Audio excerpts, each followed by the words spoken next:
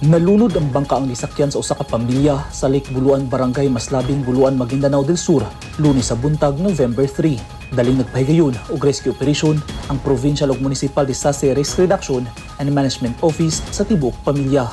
Punta tayo doon sa nire-rescue na capsize na bangka at hindi pa rin nahanap yung nanay ng bata. Buong pamilya sila, 4 sila nagbabangka kanina. According sa mga residents ay almost 1 hour na, at late nila tinawagan yung MDRRMO kasi akala nila mahahanap nila yung nagbabaka sakaling mga residente dito sa Maslabang. Sa Facebook post ni Buluan Vice Mayor King Jasser Magudadato, 5 ka mga bata ang na-rescue.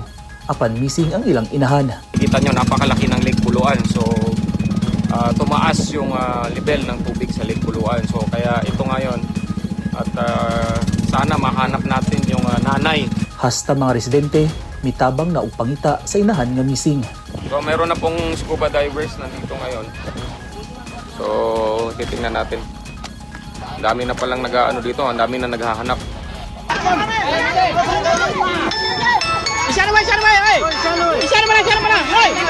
Pipila ka oras ang milabay, na-retrieve ang patayng lawas sa inahan nga biktima.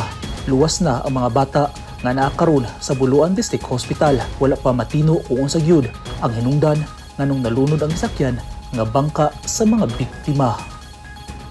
Eugene Hinutan, Newsline Philippines. Stay safe.